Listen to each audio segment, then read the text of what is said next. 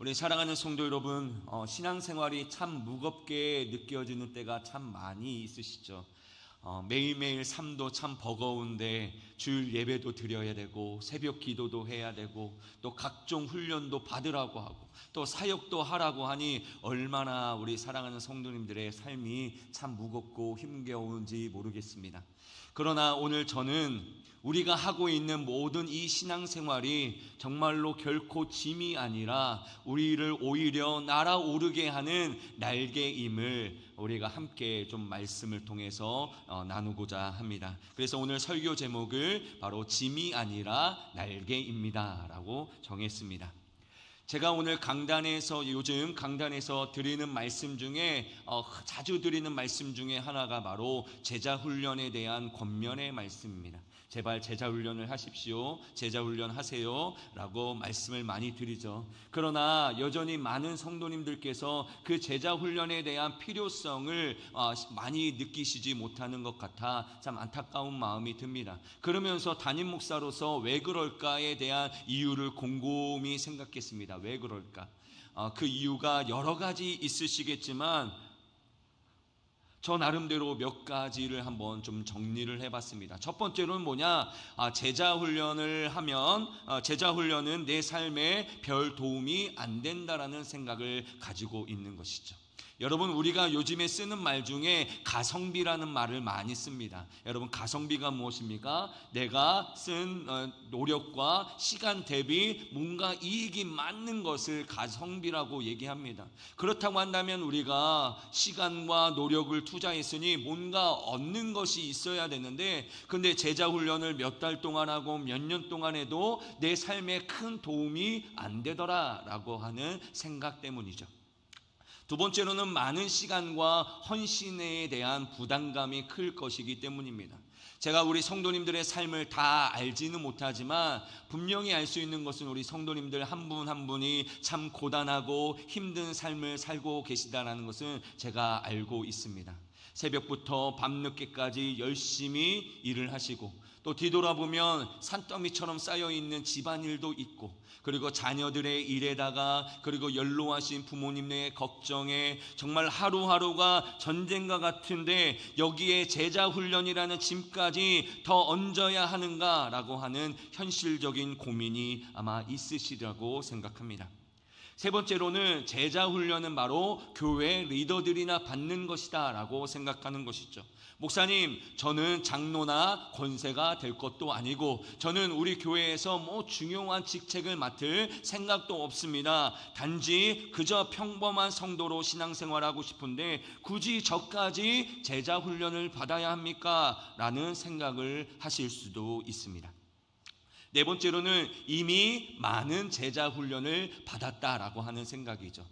청년 때부터 몇 년 전까지 정말로 엄청난 제자훈련, 우리 교회도 제자훈련이 많지 않았습니까? 양육반도 있고 제자대학 1학기, 2학기, 3학기 막 하면서 엄청나게 많은 제자훈련을 했는데 또 제자훈련을 해야 합니까? 라고 물으실 수도 있습니다. 마지막으로 어쩌면 이것이 가장 근본적인 이유일 수도 있을 텐데요. 신학의 목적을 구원받는 것 그 자체에 두고 있기 때문일 수도 있습니다. 목사님, 제가 예수님을 믿고 죄사함을 받아 천국에 갈 수 있으면 되었지 무엇이든지 더 무엇을 해야 합니까? 라고 생각할 수도 있는 것이죠. 저는 이 물음에 대해서 역지사지의 마음으로 한번 곰곰하게 생각해 봤습니다. 물론 제가 우리 성도님들이 다 될 수는 없지만 우리 성도님들의 그 마음으로 한번 곰곰하게 생각해 봤어요. 이 모든 생각들은 충분히 현실적이고 그 모든 고민들은 깊이 이해되고 공감되는 그런 생각들이었습니다. 그러나 만약 제자훈련이 지금까지 우리가 져온 이 삶의 무게에 하나 더 얻는 짐이나 일이라고 한다면 그것은 전적으로 우리 성도님들의 생각이 옳습니다. 그러나 만약에 우리가 제자훈련의 본질을 오해하고 있다면 어떨까요? 제자훈련이 우리에게 무언가를 더하게 하는 짐이 아니라 오히려 우리의 존재 자체를 자유롭게 하는 그 날개를 달아주는 것이라고 하면 어떻게 하시겠습니까? 다시 한번 물어보겠습니다. 제자 훈련이 짐이 아니라 날개라고 한다면 어떻게 하시겠냐는 것이죠. 오늘 본문은 예수님께서 공생애를 시작하시면서 최초로 12제자를 부르시고 제자 훈련을 시작하신 그런 역사적인 장면을 기록하고 있습니다. 오늘 예수님께서 제자들을 부르실 당시에 예수님은요, 그 인기가 아주 하늘을 찌를 듯 했습니다. 왜냐하면 가시는 곳마다 병자들을 고치시고 귀신 들린 자들을 낫게 하시는 그런 은혜를 베푸셨기 때문이죠. 그런 예수님의 소문이 온 갈릴리에 소문이 퍼지게 되니까 어떻습니까? 예수님이 가시는 곳곳마다 사람들이 구름대와 같이 몰려드는 거예요. 그래서 성경에 보면 예수님이 가시는 곳마다 발 디딜 틈이 없었고, 그리고 예수님은 식사할 겨를조차 없었다라고 증언하고 있습니다. 그러나 동시에 종교 지도자들, 특별히 바리새인들은요, 예수님을 향한 시기와 분노로 가득 차서 예수님을 어떻게 하면 죽일 수 있을까 늘 이 모의를 했던 사람들이 바로 바리새인들이었다라는 것이죠. 그러므로 지금 예수님의 상황이 어떻습니까? 한쪽에는요 열렬한 환호가 있고요, 한쪽에는요 매우 살벌한 음모가 지금도 이 꿈틀대고 있는, 어떻게 보면 아이러니한 그리고 복잡한 상황 가운데 예수님이 지금 놓여 있었다라는 것이죠. 만약 여러분이 이 상황에 놓인 사람이라고 한다면 어떻게 하시겠습니까? 한쪽 편에서는 나를 환호하고 있고 한쪽에서는 나를 어떻게든 죽이려고 하고 있는 이 아이러니한 상황 가운데 우리 성도님들은 어떻게 하시겠습니까? 그게 환호든 그게 음모이든 간에 저 같으면 어떻게 하냐? 이 모든 상황을 함께 해결할 수 있는 팀을 구성하는 것이 가장 중요한 것이죠. 그래서 유능한 사람들을 스카우트하여서 조직을 재정비하고, 그리고 위기관리 매뉴얼을 만들고, 그래서 나 자신을 보호할 방패를 견고하게 만들어 갈 것입니다. 그러나 우리 주님은 어떻게 하셨는지 아십니까? 그 모든 환호와 살기를 뒤로 하고 홀로 조용히 산에 오르셨습니다. 그리고 당신의 사람을 부르시기 시작한 것이죠. 그때 하나님 그 제자들을 부르시기 시작한 거예요. 그런데 주님께서 뽑으신 이 12명의 제자들의 면면을 우리가 한번 살펴봅시다. 여러분, 베드로와 안드레, 야고보와 요한, 어떤 사람인지 너무나도 잘 알고 있지 않습니까? 여러분, 이 사람들이 어떤 사람들입니까? 평생토록 갈릴리 바다에서 그물을 던졌던 어부였습니다. 여러분, 제가 어부를 폄하하는 것은 아니지만 어떤 학문적인 지식이나 사회적인 영향력이 미치는 사람이 아니었다라는 것이죠. 결코 예수님의 이 상황에 도움이 되는 사람들이 아니었다라는 것입니다. 심지어 여러분, 마태는 어떤 사람입니까? 마태가 어떤 사람이죠? 세리 아니었습니까? 세리. 여러분, 세리가 어떤 사람입니까? 로마의 앞잡이가 되어서 백성들에게 세금을 뜯고 그것을 바치는, 어떻게 보면 일종의 로마의 앞잡이 같은 사람이었습니다. 반면에 오늘 열심당원인 시몬이라는 사람은 어떤 사람이냐? 바로 로마의 압제에 맞서서 무력의 투쟁도 불사하던 독립투사와 같은 사람이 바로 시몬이라는 사람이었습니다. 그러므로 오늘 이 마태와 시몬이라는 사람은 어떤 사람입니까? 정치적으로 절대로 함께 할 수 없는 사람을 오늘 예수님께서 부르신 거예요. 그리고 나머지 제자들 또한 어떻습니까? 세상적인 기준으로 보면 내세울 것 하나도 없는 지극히 평범하거나 오히려 부족해 보이는 사람들이었다라는 것이죠. 세상에 어떤 리더가 내가 지금 위기를 맞고 있는데 이런 오합지졸들과 같은 사람들을 통해서 위기를 극복하려고 하겠습니까? 여러분, 이것은요 세상의 지혜로는 도무지 이해할 수 없는 선택이었다라는 것이죠. 그렇다면 오늘 우리가 살펴봐야 할 것은, 그렇다면 예수님께서 이들을 선택하신 기준은 무엇인가? 이 제자를 삼으셨는데 제자를 삼으신 그 기준은 무엇인가? 우리가 살펴봐야 됩니다. 오늘 본문 우리 13절이 그 대답을 명확히 증언하고 있습니다. 우리 13절의 말씀을 함께 읽겠습니다. 시작. 이에 산에 오르사 자기가 원하는 자들을 부르시니 나온지라. 아멘. 여기 보면 예수님께서 제자를 삼으시는 기준이 하나 나와 있는데 그 기준이 무엇입니까? 자기가 원하는 자들이라고 되어 있습니다. 제자의 능력이나 제자의 자질이나 제자의 잠재력의 기준이 아니라 바로 하나님 예수 그리스도의 절대적인 주권에 의한 선택이 바로 오직 그 기준이었다라는 것이죠. 여기서 주님이 원하셨다라고 하는 이 말은 우리가 길을 가다가 저거 마음에 드네 라고 하는 그런 가벼운 감정이 아닙니다. 여러분, 오늘 주님이 원하셨다라고 할 때 이 원하다라고 하는 단어가 에탈린이라고 하는 단어를 쓰고 있는데, 여러분, 이 단어의 의미가 무엇이냐면 아주 분명한 목적과 의지를 가지고 아주 오랫동안 마음에 품고 원하다라는 의미를 가지고 있습니다. 지금 오늘 주님께서 오늘 보잘것없는 그 사람들을 어떻게 하셨다고요? 오래전부터 그 마음에 품고 원하고 원하셨다라는 의미를 가지고 있습니다. 우리가 볼 때는 별 볼 일 없는 사람들인데 예수님께서는 그 사람들을 위해서 분명한 목적과 그 의지를 가지고 오랫동안 마음에 품고 원하셨다라는 의미를 가지고 있다라는 것이죠. 나아가 14절에 보면 12를 세웠다라고 표현하고 있습니다. 여기서 세웠다라고 하는 이 단어는요, 헬라어로 포이에오라는 단어를 쓰고 있는데, 이 단어는요, 만들다, 창조하다, 임명하다 이런 뜻을 가지고 있습니다. 이는 마치 하나님께서 태초에 흙으로 사람을 빚어 창조하신 것을 연상하게 하는 그런 창조적인 행위였다라는 것이죠. 한마디로 오늘 예수님께서 자기가 원하는 사람들, 비록 세상의 눈으로는 부족하고 아무 능력 없어 보이지만 그들을 당신의 제자로 새롭게 창조하셨을 뿐만 아니라 임명하셨다라는 것을 오늘 의미하고 있는 것입니다. 사랑하는 성도 여러분, 오늘 이 사실이 우리에게 무엇을 알려주고 있습니까? 여러분, 예수님의 제자가 되는 것은요, 우리의 노력으로 얻는 그런 자격증이 아니라 전적인 하나님의 은혜요, 선물이라는 것을 우리에게 분명히 알려주고 있다는 것입니다. 오늘 우리가 이 자리에 앉아서 예배를 드리고 있는 것은요, 우리의 노력이 아니라 하나님의 은혜요, 하나님의 선물이라는 거예요. 바로 저와 여러분, 부족하고 허물 많은 우리를 주님께서 어떻게 하셨다고요? 아주 오래전부터 마음에 품고 원하셨으며 이제 마침내 하나님의 사람으로 빚어가시며 우리를 제자로 임명하셨다라는 것을 오늘 이 성경이 우리에게 말씀해주고 있는 것입니다.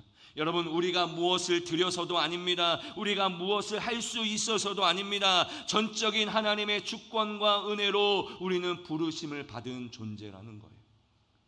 여러분, 놀랍지 않습니까? 저만 놀라운가요? 하나님이 나를 아주 오래전부터 그 마음에 품고 나를 원하셨다라고 하는 그 마음이, 여러분, 그것이 정말로 놀라운 은혜 아닙니까? 내가 뭔데, 내가 어떤 사람인데 그렇게 만왕의 왕이시고 이 세상의 주인이신 예수님께서 나를 제자로 삼으시기 위해서 오래전부터 그 마음에 품으시고 원하시면서 분명한 의도와 목적을 가지고 우리를 제자로 삼으셨다라고 하는 그 사실이 여러분 얼마나 놀랍고 가슴 벅찬 그런 은혜이겠습니까? 여러분, 우리는 그것을 은혜로 기억해야 한다는 것이죠.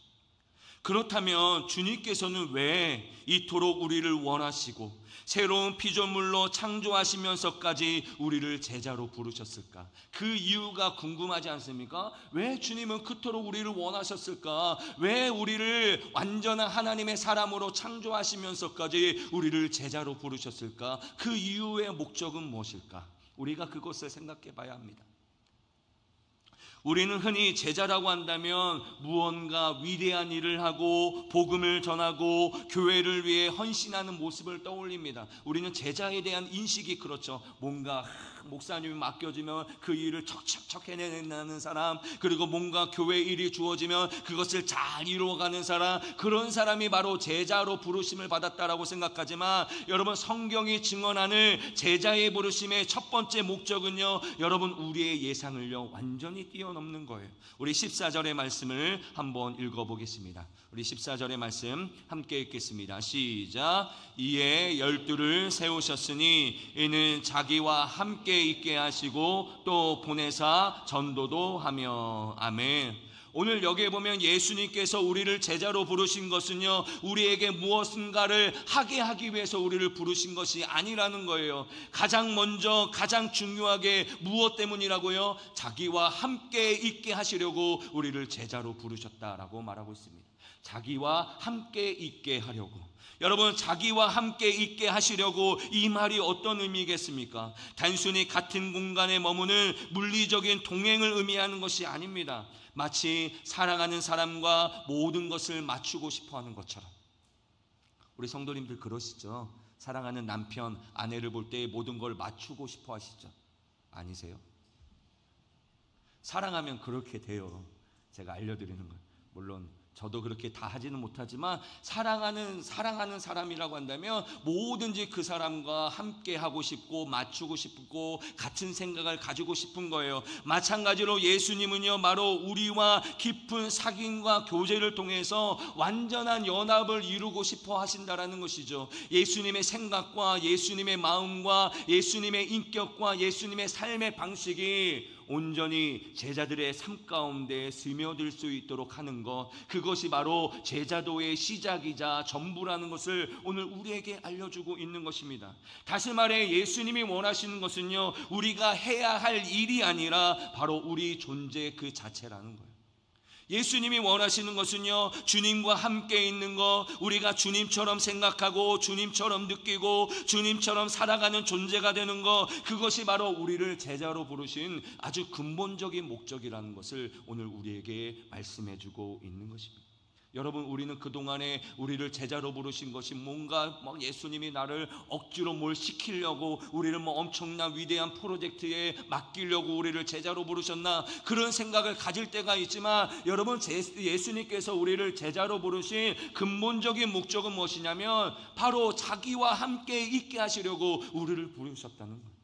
예수님의 생각도, 예수님의 마음도, 예수님의 인격과 예수님의 삶의 방식이 우리의 삶 가운데 완전히 100% 스며들 수 있도록 함께하는 삶을 원해서 우리를 제자로 부르셨다는 것을 말씀하고 있는 것입니다. 제가 몇 주 전 우리가 왜 이 땅에서 천국의 삶을 누리지 못하는가에 대해서, 이유에 대해서 말씀해 드린 적이 있습니까? 기억나십니까? 우리가 이 땅에서 신앙생활하고 우리가 이 땅에서 예배를 드리고 우리가 예수님과 함께 동행한다라고 하면서도 여러분, 우리가 왜 천국의 삶을 누리지 못합니까? 분명히 이 성경에서는 이 세상에 줄 수 없는 평안과 기쁨을 너희가 맛볼 것이다 라고 말하고 있는데, 여러분, 우리는 왜 기쁨과 평안을 맛보지 못합니까? 그 이유에 대해서 말씀드렸는데, 그 이유가 무엇 때문입니까? 바로 예수님과 함께 하지 않기 때문이에요. 예수님과 교제하지 않기 때문입니다. 우리가 진정으로 주님과 함께하는 시간을 가질 때에 어떻게 됩니까? 세상의 소음과 거짓된 가치관들이 완전히 차단되고 오직 주님만을 깊이 바라보게 만드는 것이 바로 주님과의 교제예요. 그래서 세상의 성공과 세상의 소유가 줄 수 없는 하늘로부터 오는 기쁨을 우리가 공급받게 되는 것이죠. 우리가 주님과 함께 동행할 때에 우리가 이러한 기쁨과 우리의 기쁨을 맛볼 수 있게 된다는 것입니다. 또한 예수님과 함께 있는 이런 삶은요, 바쁜 일상에서 살아갈 힘을 얻는 원천이 되는 거예요. 여러분, 한번 생각해 봅시다. 방전된 스마트폰을 다시 사용하기 위해서는 어떻게 해야 됩니까? 여러분, 방전된 스마트폰 어떻게 해야 사용할 수 있습니까? 충전을 꼽아야 되죠. 충전기를 꼽아야 되듯이 여러분, 우리가 예수님과 함께 있음이라고 하는 그 영적인 충전이 되어야만 우리가 살아갈 힘을 얻고 살아갈 수 있는 동력이 생길 거라고 말씀하고 있는 거예요. 그래서 요한복음 15장 4절에 보면 예수님이 이렇게 말씀하고 있습니다. 요한복음 15장 4절 말씀 함께 읽겠습니다. 시작. 나도 너희 안에 거하리라. 가지가 포도나무에 붙어있지 아니하면 스스로 열매를 맺을 수 없음같이 너희도 내 안에 있지 아니하면 그러하리라. 아멘. 여러분, 이 구절을 보더라도 오늘 예수님께서 우리에게 원하시는 것, 예수님이 우리에게 명령하시는 것이 무엇입니까? 나의 안에 거하라는 거예요. 나의 안에 거하라. 여러분, 이 거하라고 하는 말이 무슨 말입니까? 거주하다라는 거예요. 우리가 우리 집에 늘 살아가는 것처럼 우리가 예수님과 함께 거주하고 예수님과 함께 연합하게 되는 것을 예수님이 우리에게 원하신다는 거예요. 그럴 때에 어떻게 됩니까? 자동적으로 열매가 맺혀지게 된다라고 말씀하고 있는 것이죠. 여러분, 여기서 말하는 열매는요, 그냥 단지 전도나 사역의 결과물이 아닙니다. 우리 자신의 삶을 풍성하게 만드는 사랑과 희락과 화평과 같은 성령의 열매를 말하는 거예요. 주님과 붙어 있어야만 우리가 영적인 평안과 영적인 기쁨을 맛볼 수가 없는 거예요. 왜 나는 기쁨이 없을까? 신앙생활하는데 왜 나는 매일매일 힘들까? 왜 매일매일 내 삶 속에 기쁨이 없을까? 그 이유는 딱 한 가지예요. 바로 예수님께 붙어 있지 않기 때문이에요. 예수님 안에 거했을 때, 예수님과 늘 연합했을 때 우리는 그 기쁨을 맛볼 수 있는 것이죠. 그러므로 우리의 삶의 최고의 가성비는 무엇입니까? 바로 주님과 함께하는 거예요. 여러분, 이것이야말로 팍팍하고 고단한 우리의 삶에 가장 도움이 되는 최고의 투자 아니고 무엇이겠습니까? 여러분들이 예수님과 함께 동행하는 그 삶이야말로 여러분 우리의 삶이 완전히 변화되고 우리의 삶을 다시 한번 힘있게 만들어가는 최고의 투자가 아니고 무엇이겠냐라는 거예요. 그러나 우리가 잘 알다시피 여러분, 주님과 함께하는 것은요 저절로 되는 것이 아닙니다. 여러분, 우리의 본성은요 끊임없이 예수님과 함께하는 것에 있게 하는 것이 아니라 세상과 함께하는 것으로 우리를 계속 몰아갑니다. 그러므로 우리가 의식적으로 노력하고 훈련을 받아야 되는 거예요. 여러분, 한 사람이 진정한 군인이 되기 위해서는 어떻게 됩니까? 많은 훈련을 받아야 하듯이 여러분, 우리가 주님과 동행하는 삶을 살아가기 위해서는요 여러분, 저절로 되는 것이 아니라 훈련을 받아야 되는 것입니다. 단지 주일 1시간의 예배만으로는 부족해요. 여러분, 우리의 일상 속에서 언제나 어디에서나 주님과 동행하기 위해서는 더 많은 훈련이 필요하다라는 것이죠.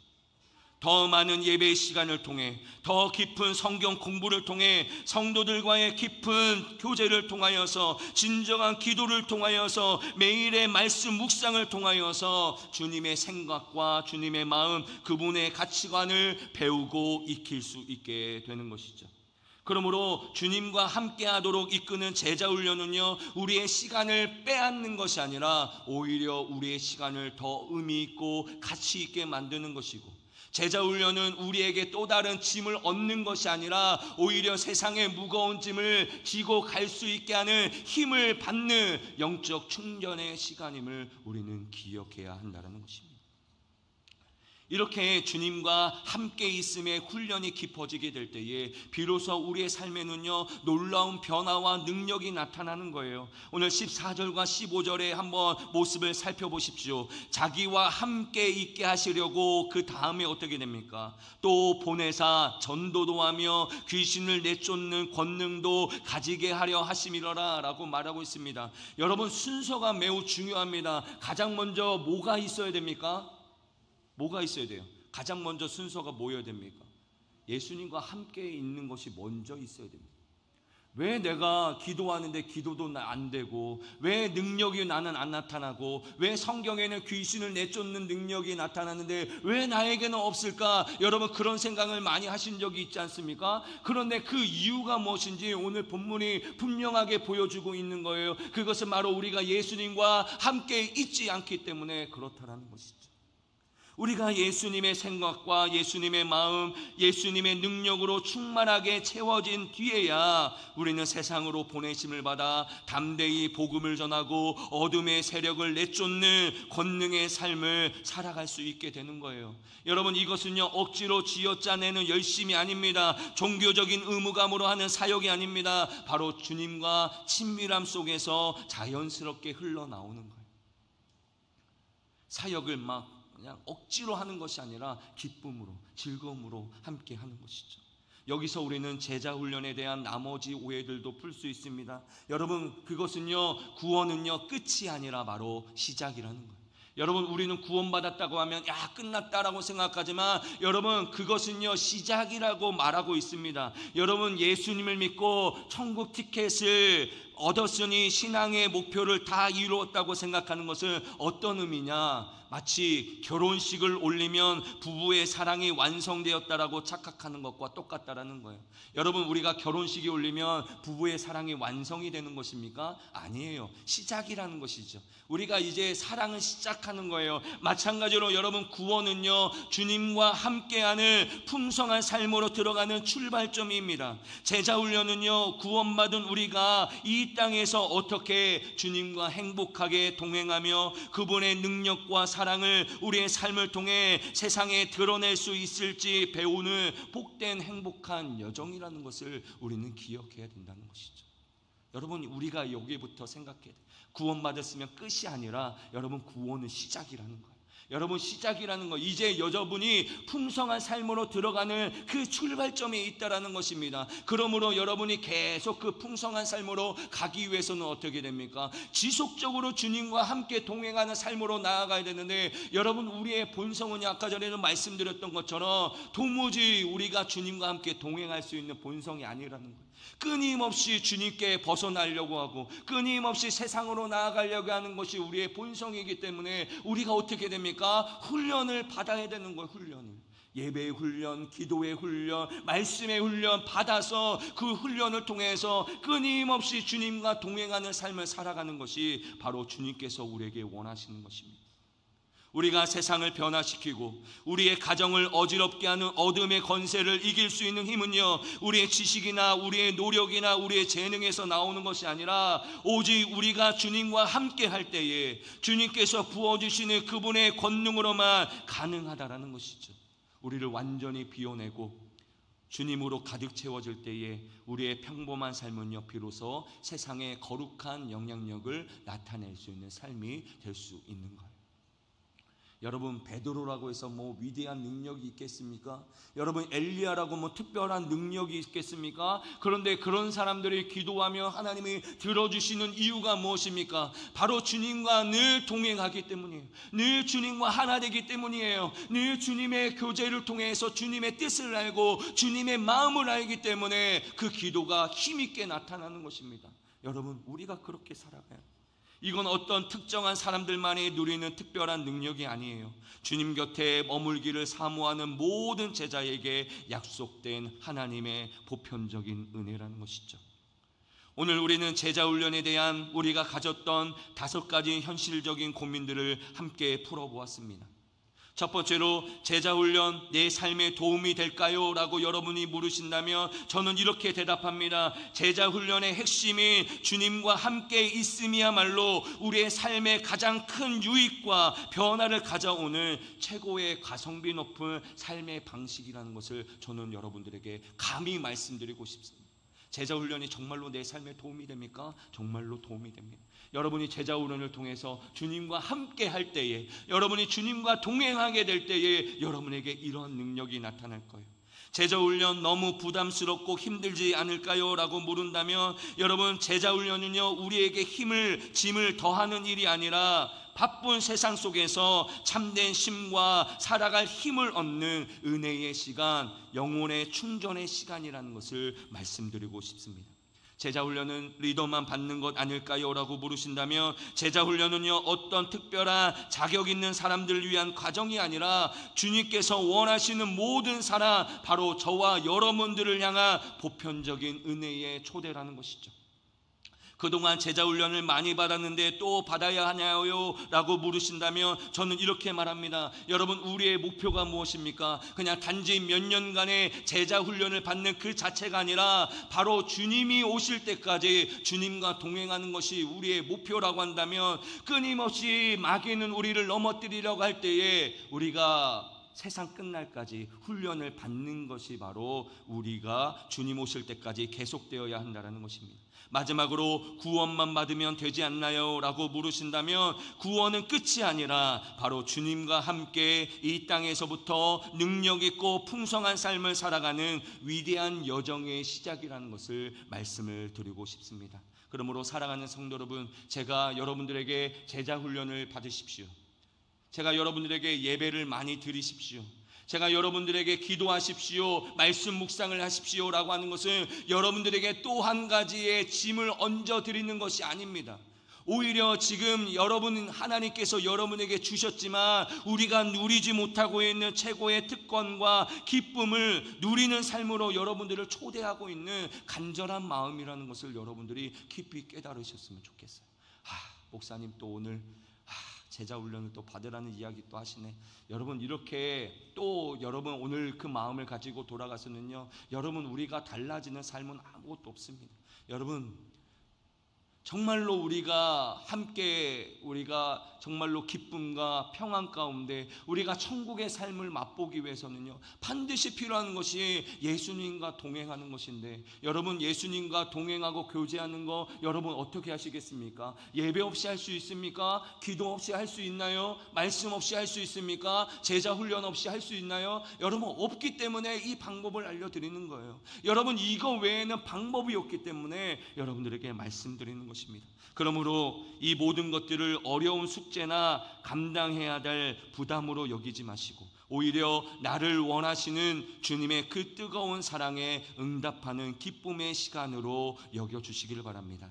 그래서 내 삶을 가장 가치 있고 의미 있게 만드는 비교할 수 없는 은혜의 기회로 여러분들이 붙드셨으면 좋겠어요. 그래서 저는 우리 사랑하는 성도님 한 분 한 분이 정말로 주님과 깊이 연합함으로 그 메마른 심령이 소생하고 우리의 삶이 변화되고 깨어졌던 가정이 회복되고 우리 교회가 세상을 향한 능력의 공동체로 굳건하게 세기를 주님의 이름으로 간절히 축복하며 축원합니다. 다시 한번 우리 마음에 결단하셨으면 좋겠습니다. 목사님 그냥 또 하는 소리 또 한다, 이렇게 생각하시면 안 됩니다. 여러분, 정말로 여기에 진리가 담겨져 있는 거예요.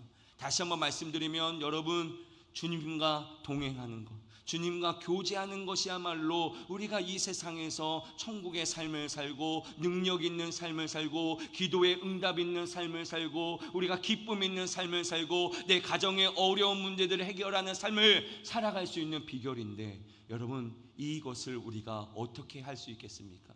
예배와 기도와 말씀, 여러분, 이것이 없이는요 가능하지 않다라는 것을 제가 다시 한번 여러분들에게 말씀드리면서 다시 한번 권면을 드립니다. 부디 제발 많이 하나님 앞에 예배를 드리시기 바랍니다. 꼭 예배당에 나와서 예배를 드리는 것뿐만 아니라 여러분의 삶의 자리에서 말씀을 묵상하시고 기도하시기 바랍니다. 끊임없이 교회에서 이루어지는 제자 훈련을 통해서 여러분 훈련 받으시기 바랍니다. 여러분 혼자서는 힘들잖아요. 여러분 혼자서는 훈련이 잘 안 되잖아요. 누군가 시켜야, 누군가를 막 힘들게 해야 여러분 그게 훈련이 되지 않겠습니까?